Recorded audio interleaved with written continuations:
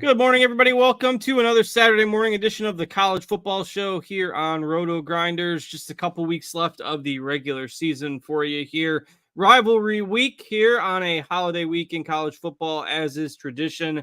Maybe not the most exciting DFS slate we've seen all year, but of course some intriguing games. There's a couple good games tonight.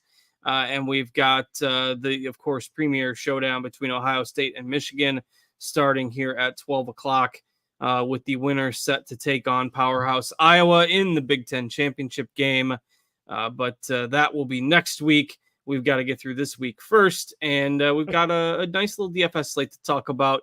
And to help us do that, you've got myself, Justin Van Zuiden, STL Cardinals 84. I've got John Laub alongside as usual. John, I hope you had a nice Thanksgiving. How you been? I've been great. It's my favorite week of the year. I mean, it's just wall-to-wall football. I love rivalry week. I'm also a teacher, so I had yesterday off. I watched too much football all day yesterday, and all day today I got scheduled. So I'm pretty excited for today. Yeah, always nice when you can clear the calendar and just do what you want, especially on a weekday there. So there was some interesting football yesterday. A few too many blowouts, but of course we were talking right before the show. Another Iowa game went under the total, closed at 24.5 a few places, and Iowa and Nebraska played a 13-10 game. There was a couple blocked field goals in the game, a missed field goal, some turnovers. It was your typical Iowa game, but because of the way the Big Ten works now, it's going to change next year when they start to bring some of these new teams in. But now they still got the divisional set up, and the Western Division is got all the bad teams in it. So Iowa's in the Big Ten championship. Not that they don't somewhat deserve it. I mean, obviously their defense is great, but they're in there and they will play the winner of today's Ohio State-Michigan game. Of course, both of those teams are undefeated. The discussion will ensue about how the college football playoff should treat the loser of this game, and all that fun stuff will start after this week. But as far as the DFS slate goes today, we have some injury news to keep an eye on. Of course, Shedeur Sanders has been banged up or ill throughout the week. Not sure if he's going to go. Really tough matchup for Colorado today, though. Not sure if you want to mess with that anyway. The bigger one, Bryson Barnes for Utah, not expected to start today. Nate Johnson, who we used sometimes at the beginning of the year, is in the transfer portal. Of course, Cam Rising hasn't played all season. So we're going to see probably the first taste of action for Luke Batari as basically a min salary quarterback for Utah today. Dylan Johnson is questionable for Washington this afternoon as well. He was in a walking boot earlier this week. Those are the two big ones. Evan Stewart is out for Texas A&M. Anything else you're keeping an eye on, John, as far as injuries? Otherwise, I think the big one to talk about is what to do with the Utah quarterback spot here, especially against Colorado. It's definitely the Utah quarterback spot. I did like this matchup all week with Barnes at quarterback because Barnes actually has been good. And I woke up, I think it was early this morning. I woke up around 6 my time, and I saw Batari's going to start. Not a lot of information on him. He has played at the lower level. I don't think he's ever, if my memory serves me, he's never started a game for the Utes.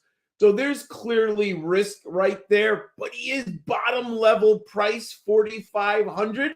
So if you think you can get 15 points from him, I think he's a nice match with Jaden Daniels because of the high salary on Daniels. But there's huge risk, Justin, if you're looking to pivot to Batari at your super flex.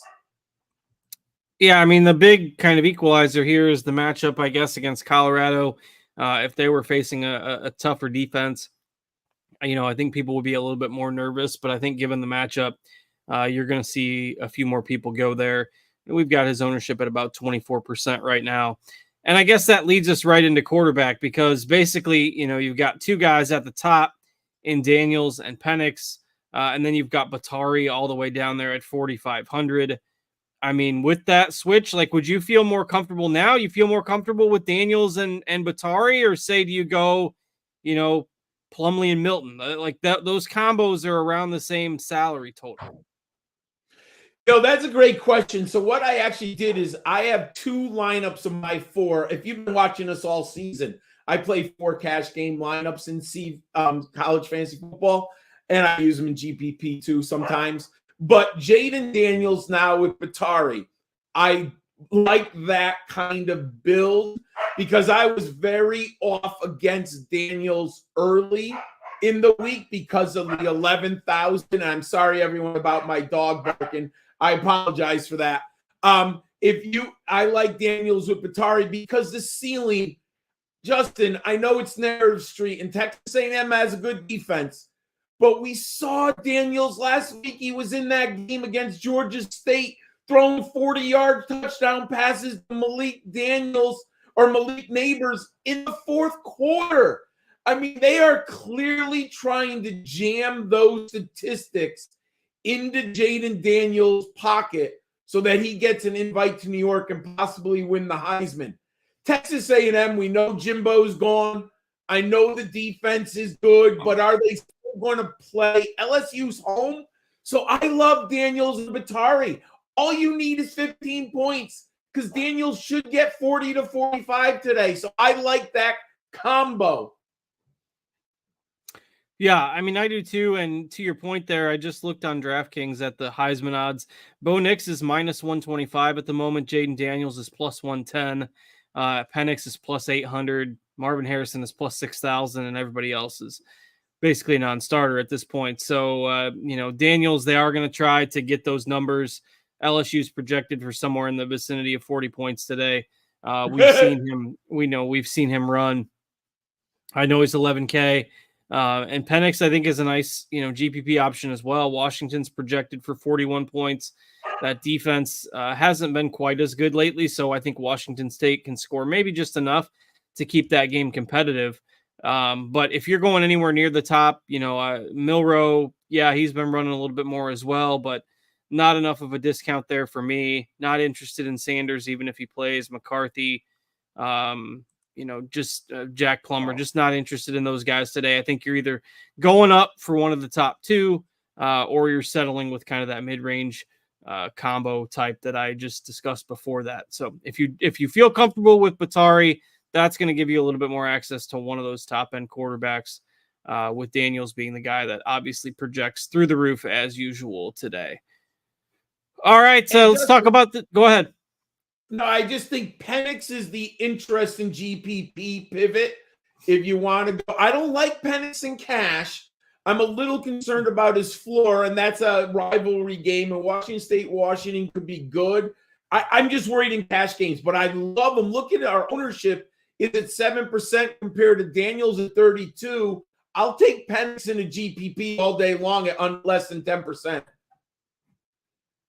Yeah, absolutely. At that ownership, and I tagged him as a tournament play as well. I love him there as a GPP pivot. All right, let's talk about these mid-range options. Let's say you don't have the salary to get all the way up to Daniels at the top. We get in this mid-range. You got UCF and Houston today, and what could be a sneakier shootout. Donovan Smith, Plumlee getting some attention there. Preston Stone against Navy. Joe Milton against a horrible Vanderbilt defense today. And that's kind of your mid-range until we get down to 7K. Fafita for Arizona has been playing pretty well since he got comfortable with that job. So you like anything out of that group of 5 or 6 guys? I really do like both Donovan Smith and John Reese Plumlee. If you're looking to kind of build a different lineup, I think both of those have high-end upside, Justin. And you kind of alluded to it. I think there's sneaky upside with Smith and with Plumlee there. Now, I think Preston Stone is limited. I like the player, but Navy's going to slow that game down. They just, they're going to run the football so much. I worry about the number of plays that Preston Stone is going to get, which I think is limiting to his upside there. Yeah, good point on the plays. I think if I'm going SMU today, I prefer to go with the running game. We'll talk about that in a bit. I just think that's the better route to go in that matchup, as opposed to Stone, especially with them being about 20-point favorites there. So Plumlee, I think, is your safe option in here. What do you do? Did you talk about Milton? What are you doing with him today with the kind of a big spread there as well? That's been a conundrum to me, because I have not played a lot of Milton. I did early in the season because I thought there was value. But if you look at Joe Milton's numbers, considering what we perceive this Volunteers offense to be, it has not been. It has been a run-dominated offense. The conundrum we can talk about is how many backs they use. So I'm not using Joe Milton this week because I love the matchup on the ground versus Vanderbilt. Yeah, they should be able to have their way offensively in that one. I've got a little bit of Milton. I think a good pairing because the wide receivers are pretty cheap. Yes. I think you could go with the pairing in some GPPs. So I've got him tagged for that. The other guy I think that's, a cheaper pivot in here has gotten a lot of steam is Jalen Henderson. Took over for Texas A&M, I believe, last week. Maybe a couple weeks ago. He's shown some rushing potential. We've obviously got a coaching change there. So Retzloff for BYU. They played surprisingly well last week against Oklahoma. Any interest in going cheap here if you're not going all the way down to Batari? Well, I do think you're right on Jalen Henderson. If you really want to attack that LSU game and you want to get a little bit different, Jalen Henderson's going to have to put the ball in the air, and he can run. So I do think there's upside. I was hoping he'd be less than 6K. He comes in at 6.4, which isn't bad, but I'm not in love with that. But I understand why you might want to put him in your super flex to differentiate on that. Because what do we have his ownership at? Oh, wow. I didn't even realize that. We have him at 26%. So maybe it's not as much of a differentiation as I thought, but I do like him this week. Yeah, I mean, I think, if I just sort by, okay, there he is at 26%. He's been gaining steam as the week goes on. We've got Batari at 24. So maybe they end up around the same. Alan Bowman, possibly another guy you could consider in there, especially if you've got some lineups where you're not playing Allie Gordon. Oklahoma State's projected for about 36 points. I believe they control their own destiny as well. If they win, they're in the Big 12 championship game next week against Texas. So certainly a lot to play for there for Oklahoma State. Anything else at quarterback for you today? The only thing I'm interested in, a lot of people, myself included, I really like Arizona. And we have a very low ownership on FIFA projected at less than 10%. And we'll talk about wide receiver, I'm sure we both are interested in. So I do think FIFA is a very interesting play if you want to do a stack with the wide receiver we're going to talk about, because he has been good when they put the ball in the air a lot. All right. Agreed on that. Think he's fine as well. Let's go ahead and move to the running back position here. And there's not a whole lot of options here at the high end today. It's just a couple of guys projecting well ahead of the field. Like Travion Henderson and Blake Corum are good real-life players. I just don't see the ceiling today. Tough matchup for Ray Davis as well. Jawar Jordan. Dylan Johnson is banged up. If he's 100%, he's fine. But really, it's Ollie Gordon and RJ Harvey and then kind of everybody else at the top in terms of projections today. So what do you do? Do you try to jam Gordon in? Do you just start with Harvey? Do you try to jam both of them in? What do you do in here at the high end of running back? I can't even believe I'm saying this is the first time, I think in like 5 weeks, I'm not trying to jam Gordon into my lineups. At the 9K, it is very difficult to get a couple big players in. And Gordon hooked us up last week. He bounced back with those 3 touchdowns. He looked very good. And I expect a big day from him versus BYU, but his salary's finally up there, right? We've kind of been talking for weeks now. Why isn't he the number 1 price running back? Well, here we are. So I only have him in one of my 4 cash game lineups. I've scaled back from him. I love RJ Harvey. I have him in 3 of my 4 lineups this week. I think he's still 7-2. His ceiling is huge. He's been so good, Justin. They have a 37-point implied total. I don't think Houston can stop this UCF offense. So I like Harvey much more than Gordon. He's my number 1 running back right now. On a points per dollar basis, it's definitely tough to argue against that. I'll still have plenty of Gordon because I like those cheaper quarterbacks. Like, we didn't really talk about it too much, but if I go back to quarterback and I just go with the cheap guys. So if I play Henderson and Batari together in a lineup, Ooh. I've got 6,500 on average per player for my skill spots, which is, it's pretty easy to navigate, right? If you're going, let's say if you're going Plumlee and Daniels at quarterback, you've only got 5,100 on average for your skill spot. So you could go double cheap at quarterback if you wanted to. I didn't think about that, Justin. I think that's an interesting strategy, Henderson and Batari. I like it. The differentiate. It maybe gives you a little bit of risk, but that's the path to get Ollie Gordon in line and even Gordon and Harvey together in a lineup. I've done that in one of my GPP lineups here today. We'll see how that works out. But I mean, after that, it's just kind of a jumbled mess. When we get down to the 5Ks, there's a couple of popular options. Is there anybody in between there, and before we get to the rest of the popular options, that you like? Jace McClellan, Hunter, Dylan Johnson, you think he's healthy? Any of these guys? I wanted to like Dylan Johnson, but I am concerned about his health. So that bothers me. So I kind of pivoted away from him, but I do like the matchup. I like Jalen Wright, Justin. 5,200 with the implied 41 over under. We talked about it before.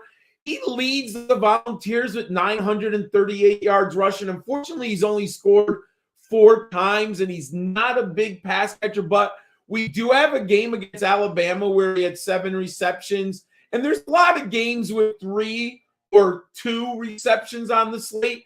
So I think Jalen Wright here is the one who's going to smash. I have him in 3 of my 4 lineups. At 5,200, he's a really nice salary there. And we've seen some upside with him if he has 22, 21, 21 on the resume for DK points. Yeah, and the matchup couldn't be better. They'll mix in a few guys for sure, but he's going to get his touches today. Jonah Coleman's another guy that's been playing really well for Arizona. He's averaging, I tallied that up when I did my article this week, but like 7.1 yards per carry, I think, over the last 6 games. Arizona's projected for 31 points today against Arizona State. You've got Jaquindon Jackson. If you think Utah's going to lean more on the run today, I probably rank them right, Coleman, Jackson at this point, but I think they're somewhat interchangeable. All 3 of them are definitely viable as some of the more popular options. If you're looking to go a little bit more off the board, I mentioned going with SMU's running game. I think LJ Johnson, you look at the stats the last 2 weeks, similar to what we've seen with Sawchuk for Oklahoma. Johnson has kind of taken control of a backfield there for SMU. We've got him at just 9% ownership. I think he might end up coming in just a touch higher than that, but he is a little lower owned and a little cheaper than those other guys. If you're looking for somebody for, I think, either GPPs or cash games, he is fine. So what else you like as we get to the cheap at running back here? The one that kind of popped, but I do wonder about his ceiling, Aiden Robbins of BYU. He's not really a pass catcher, but he has kind of taken over the backfield, and he plays Oklahoma State. My fear is that Oklahoma State steamrolls BYU early and just kind of takes Robbins out of the game. The only chance for BYU to keep this game close is they need Robbins to be successful early on the ground, but he's only 4,100, so I am very interested in him. Another interesting player, I liked him over the summer, but he really kind of failed us, as fantasy fans.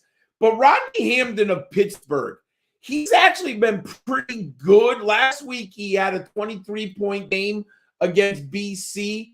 I do like him this week against Duke. I expect him to get another, 14 to 18 carries. Rodney Hampton is another interesting player based on matchup who's finally showed us something this late in the season.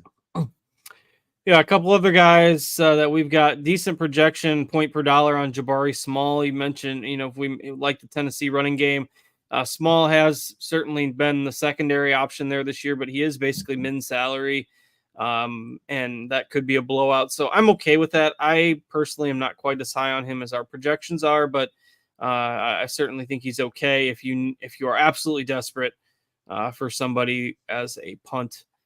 Glover for Utah, again, another guy that maybe plays second fiddle to Jackson, but those are a couple guys that have some decent projections. I do have some Robbins in some games where I've got heavy exposure to Oklahoma State. I think that game is reasonably stackable if you think BYU can score enough to keep it close. Chase Roberts would be another guy you could throw in there. I think BYU was somewhat impressive offensively last week, relatively speaking, against Oklahoma. So I think you can get some exposure there if you want. Anything else at running back here for you? No, I don't. I think I'm agree with you earlier. I'm off Ohio State and Michigan running backs. I just think their ceilings are too limited at the running back for the high salaries that they have. Henderson and Corum. And I don't like Edwards. Yeah, same here. Andre is asking in the YouTube chat, would you consider using Gordon in your super flex spot instead of a second quarterback, or are you going 2 QBs today? No, I think that's a very reasonable question. And I have a lineup which only has one quarterback. And in general, I don't like to do that. But I think there is value with Gordon at Superflex because his ceiling is 40 points in a very good matchup. So you're basically getting a quarterback upside. So I like that move if you want to go there. All right, so that takes care of the running back position. Let's go ahead and move to wide receiver.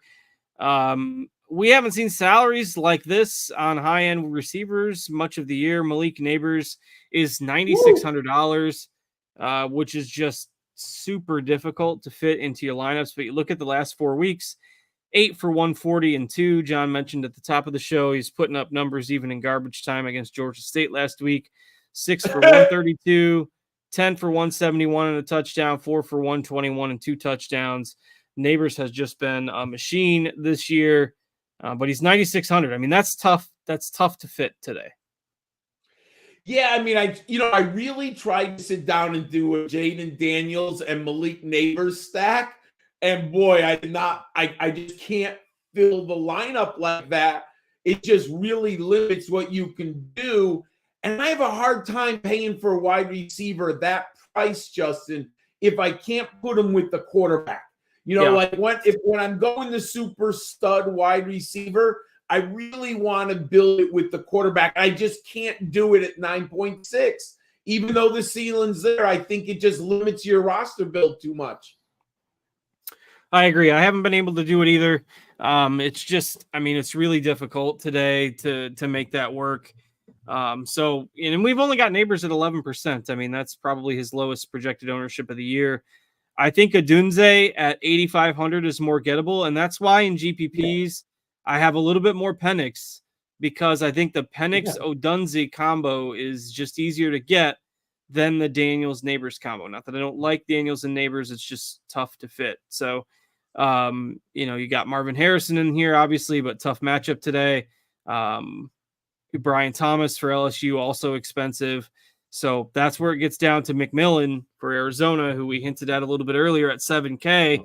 It just makes your lineups come together a little bit easier, I think, if you're starting here in the 7,000 range as opposed to all the way up at Neighbors. Yeah, I have a lot of exposure to McMillan. He's been, if you haven't been watching Pac-12 football, he's one of the better receivers in the country. Just look at his game logs over the last 4 weeks, 33, 28, 18, 22. He's really, really good. He's overlooked. I like that price. 7K is more than fair in this game. I like that a lot. The only thing, I agree with everything you said, but I do think Marvin Harrison's I've been debating this Buckeye passing game because I do think they're going to have to go to the air against Michigan at some point. It's a tough matchup for Harrison. I get it. But Justin, you and I have been around long enough. When you have incredible players like Marvin Harrison, they can still post great numbers. And I look at that ownership. I don't know if he's going to come in at less than 1%. I doubt it in GPPs. But if he's going to be that under-owned, I do like Harrison in GPPs because the ceiling is there. Is it likely? No. Is it possible? Yes. And with such a low ownership, I think you can plug him in because I just mentioned it, right, Justin? Kyle McCord, you can plug him in. And the Buckeyes seem to be getting some leverage here this week. A lot of people tend to like them. And I think they're underdogs, if my memory serves me, right, Justin? Aren't they 2.5-point underdogs? Yeah, they are.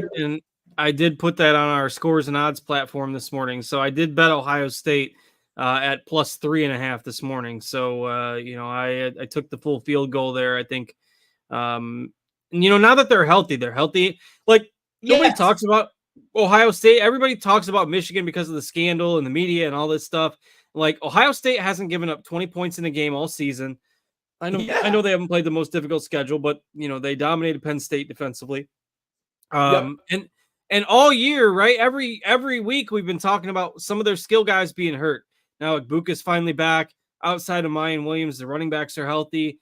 I know Michigan's at home, but they don't have their coach. Like, I don't know. I think Ohio State wins. I bet plus 3.5 just to take the safety of getting that field goal. But that line surprises me a little bit. Yeah, and I think I was looking. I don't think Ohio State has any injuries on the offensive line. Not only are their skill position players healthy, but their O-line, and Michigan is without, it looks like they're going to be without their 2 right tackles or something. So they have problems on the O-line. I do like Marvin Harrison here as a pivot to GPP. All right, let's go ahead and move down into that next range where I think you're going to see a lot more ownership because the salary is gettable. Lincoln Victor, they should be throwing it a lot today. McMillan, who we mentioned, Samuel Brown for Houston remains their top target, and they're big underdogs today, so they should have to throw. Javon Baker for UCF on the other side of that game. Who do you like in this kind of 6 to 7K range? I have 2 players who I like probably more than the field. I do like Emeka Egbuka. I mean, if Michigan's going to shut down, and you can't put them in GPPs together, but if Michigan is going to shut down Marvin Harrison Jr., what about Egbuka sitting there at 6.3? That, I think, is one of the lowest salaries we've had on him in a long time, and especially a number 2 wide receiver in the Buckeyes. I mean, we had Olave and we had Garrett Wilson. They've been stacked last year. We had Harrison Egbuka at wide receiver. I think this is an undervalued wide receiver right now. I like him. And I do like Josh Kelly of Washington State here. This has shootout potential between the Huskies and the Cougars. I agree with you. Lincoln Vick, probably the guy with the most, but Josh Kelly's been very good, and he's saved 5K. So I do like those 2 very much. All right. Totally agree on those options. And then another guy, Brendan Presley, had about 1,000 catches in the last game for Oklahoma State. 15, maybe 17. I can't remember. It's a lot. And he's kind of emerged as their number 1 wide receiver. Still pretty cheap there. Interesting pivot away from Gordon if you're not getting up to him. I mean, Gordon and Presley are kind of your top 2 options in that offense. Elijah Badger is going to get some ownership. He's pretty cheap today. We've already talked Tennessee. I mean, all of the Tennessee skill players are really affordable. Anaya Smith with Henderson, I think, is a really interesting combo for Texas A&M. You've got Evan Stewart out for the Aggies today. So we've got Squirrel White, Anaya Smith, Elijah Badger, Brennan Presley. More good options in this mid-range. Anybody you want to add on to in that area? Well, I do like, you mentioned Elijah Badger. And I think if you want a sneaky kind of, super flex game stack, if you put McMillan, FIFA in the super FIFA, the quarterback at Arizona, and then you have Elijah Badger, he's been really good. And the game script tells us that Arizona State's going to have to throw the football in the second half, because I do think Arizona's going to put points on the board. So I think McMillan Badger is a really kind of interesting count, when you're looking to stack these games and put them together. I love them there. And you have mentioned it. Without Stewart, I like Aeneas Smith a lot. I think he's very interesting at 5.5. And I do think it's a nice, easy Henderson stack there again. Because how bad is we say this all the time about LSU's offense, but man, hasn't their defense just been historically bad also, Justin? I mean, yeah. Last week, Georgia State was putting up points. I was like, oh my God. I mean, I think Texas A&M can score here against LSU. So I do like Henderson and Smith. Yeah, I like that combo myself as well in GPPs. I mentioned Chase Roberts as kind of a YOLO guy if you want some BYU exposure. And then we're kind of down to that 5K range of wide receivers. Let me sort by points per dollar here so we can see the Houston guys again are standing out. Noah Thomas is getting some point per dollar love there for probably sliding up the Texas A&M target chart with that Evan Stewart injury. Valey for Utah at 5K will get some ownership as well. Anybody else you want to hit on here at wide receiver? I just want to mention Valey because I was all in all week, my friend, but when I heard about the quarterback change that we mentioned earlier, I took Valey out. I just don't know how many passes Utah's going to throw today. I mean, we're looking for 15 points from our quarterback, and I like that. But I've taken Valey out of my lineups. He's only a GPP, and he's been so good, and I was on him all week. But I can't with this quarterback change. He's only a GPP option, not a cash game anymore. All right. Anybody else at wide receiver, or are we good? I think we're good there.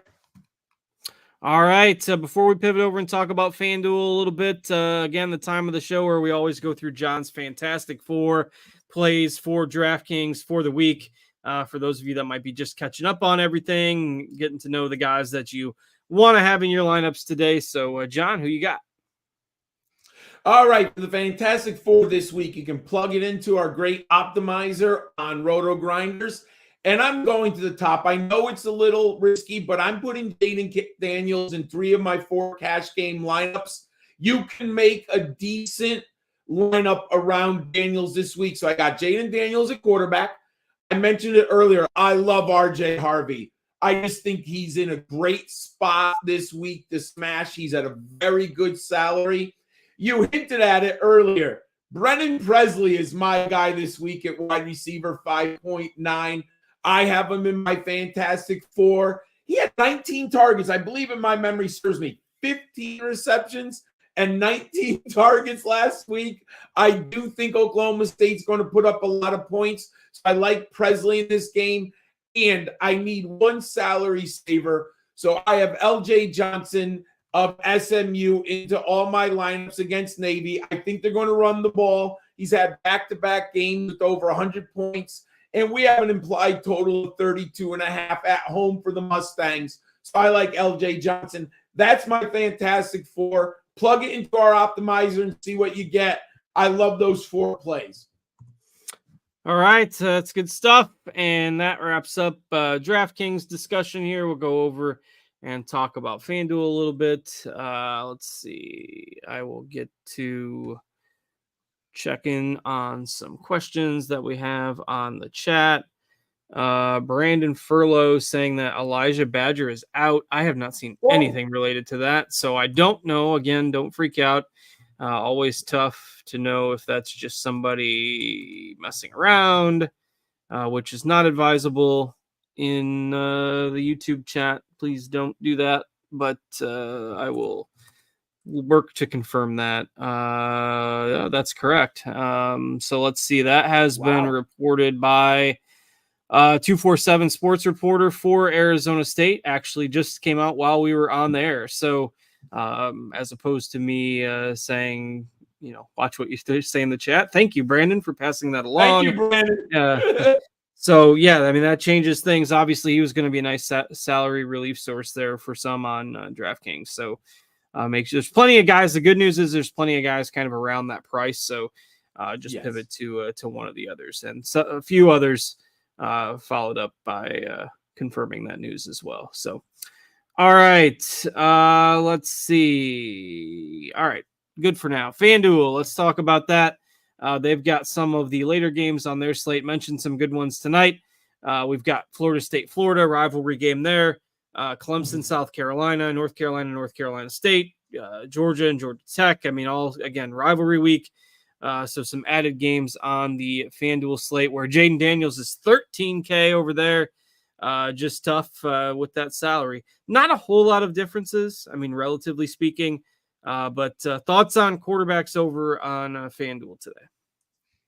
I do think it's even harder to put Jaden Daniels in your lineup on FanDuel. It is possible, but it is harder. And Justin, we do like the 100-yard bonus rushing because I think Daniels has hit it on DraftKings 2, if not 3 times this year. So you don't get that rushing kind of little bonus as much, but I do like him. But it's a little more challenging, that's for sure. And I think the top end of the quarterbacks is a little tighter on FanDuel than is on DraftKings. So I have been pivoting down a little bit on FanDuel at the quarterback position just in order to get some other players I like in at the skill positions. Yeah, I agree. And I think, you got a cheap guy in Brennan Armstrong who's back with dual threat ability. He lost his job in the middle of the year. He's only 8,300 on FanDuel. So if you don't trust Jalen Henderson, you don't want to play him on both sites, you can go with Armstrong on FanDuel. Tate Rodemaker for Florida State, obviously taking over for Jordan Travis, is also really cheap. There's risk there for sure as well, but you get some cheap options that you can pivot to on FanDuel if you want a cheap QB2 to try to fit Daniels in as well. All right, so let's talk. Go ahead. I do like Armstrong. He has huge rushing upside. And I think they're against Drake May in North Carolina. I think he's going to put the ball. He's going to be pretty good at the salary today. I like him. Yeah, I've always been a sucker for him with his dual threat ability to my own detriment at times, but that's okay. We'll keep going back. And the good news is he gets UNC today, and he's pretty cheap. And, NC State is ranked now. A team that, nobody's really talked about. They didn't get off to a great start, but they're playing better football right now. So how about running backs on FanDuel? What do you like over there? I like Devin Neal if you want to. We do have him at about 20% ownership, but I do like the Kansas running back against Cincinnati. I mean, Justin, hasn't Neal been one of the best running backs in the nation? Top 10 at least, that really doesn't get any publicity. I mean, he's a pass catcher, home run hitter. I know Hinshaw takes away some touchdowns. You imagine if he was the only back at Kansas. I don't know if he can handle the workload, but he's still unbelievably productive. I like Neal a lot here. And I've been thinking a lot about this, Justin. You mentioned Florida State. Does Florida State go to Trey Benson heavy today with the change at quarterback? I think they do, and I do have Benson in a lot because the ceiling's high with Trey Benson, Justin. We've seen that 30-point output. Now, he's wildly inconsistent. He can have single digits, and he can score 30 points. So there's risk there, but I got to think the Seminoles run the football. And if you haven't noticed, Florida's not very good against the run. They're kind of like middle of the pack. So I kind of like Benson here. Yeah, I think that's an interesting play for sure. And I wouldn't be surprised if they, give him 20 plus touches today. Most of the other guys we've talked about on DraftKings as well, outside of the guys like Neal and Benson, who you just highlighted. I don't think there's a whole lot else. Hampton, I guess, for UNC is fine, but he's all the way up to 11K now.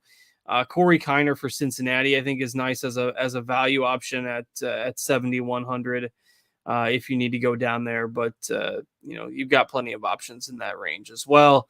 Probably playing one of Gordon or Harvey. Tough to get them both on FanDuel, but they're obviously the top two projected guys. All right, and We never mentioned Marion Hampton. I just kind of UNC mentioned him owner. now and briefly, but yeah, because he's 11K, he's tough to get in. That's the hard part. Yeah. Certainly a guy that's fine though. NC State's shown a pretty good defense. I think he's all right. If you in GPP, if you can get him. And our good buddy Carolina guy in the YouTube chat had asked a little bit ago, your favorite, quarterback receiver stack on FanDuel. Obviously, Neighbors and Daniels, if you've got the salary, is fine. But I mentioned Brennan Armstrong being pretty cheap. Kevin Concepcion is their number one wide receiver. He's really cheap as well. I think he's a really good pairing with Armstrong in your tournament lineups today. McMillan for Arizona is going to project just as well as he does on DK. What are your thoughts on FanDuel wide receiver today? There's one wide receiver stack that I have in GPP because I did want a little lower ownership. May and Devontae Walker. I think you're going to get very little ownership of that. We have Drake May at less than 5%. And then Devontae Walker, we have him at less than 5% ownership also. I think they're both being overlooked. And you had mentioned it, North Carolina State's been playing better. They got Armstrong at quarterback. I think they can push UNC. So I like this May and Walker if you really want to get different in GPPs. Yeah, I like that spot as well. I think good run backs if you're getting some NC State exposure too.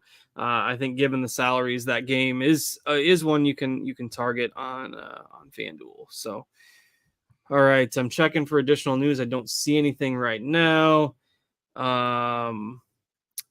Somebody asking about Aiden Robbins on FanDuel. I think he's fine as a cheap guy, as just as he was on DK.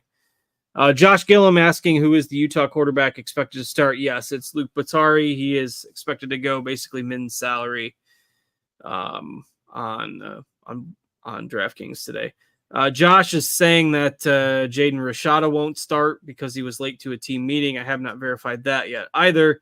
But I did have one lineup on DraftKings where I had Rashada and Badger. That's just going to get blown up here after the show. And we'll start that one over with somebody else. But I think we've covered most of the questions. Again, if you've liked watching the show all year long, just 1 week to go in the regular season, but make sure you hit that thumbs up button. We appreciate that very much. Let's see. A couple people asking about full lineups. We can't discuss full lineups on the air. Sorry about that. But otherwise, I think we've covered most of the questions. John, anything else before we get out of here? No, I think we covered everything today. I mean, I'm excited to watch a big day of football, and everyone put together great lineups, and good luck. And I want to thank you, Justin. We've been all year. I can't believe the end of the season. It's the quickest fantasy season. It is. You've been a great host. This is my first year working with RotoGrinders, and I've loved it. So I really appreciate you. You're the glue. I'm just kind of sitting here, but you really made my job easier, and I appreciate that, Justin. Well, and no TJ. problem. TJ behind the scenes. Absolutely. TJ getting up early every Saturday to help produce for us. We appreciate him very much. And kudos to you, John, as well. It's been great working with you. One more week to go next week, and we'll be here for you for championship week. It'll be a smaller slate, but we'll break down the 8 or 9 games, whatever it is that we have on next week's slate for you. And usually for the 1 week a year, we'll get the MAC championship game, I think, on the big slates for next week, because there's only a handful of games. So I've enjoyed that over the years when I've been able to talk about my NIU Huskies in the MAC championship game. Not going to get that this year, though, but Toledo has kind of raced through the MAC. They're 8-0, 11-1 on the year, so they'll be in that MAC championship game next week, and we'll probably get to talk about them. So until then, good luck this week. Hope you all had a nice holiday. Again, hit that thumbs up button, subscribe to the YouTube channel. We appreciate all that very much. And we'll catch you back here next week for one final show. So until then, take care. For John, I'm Justin. Thanks to TJ for producing, and we'll catch you all later.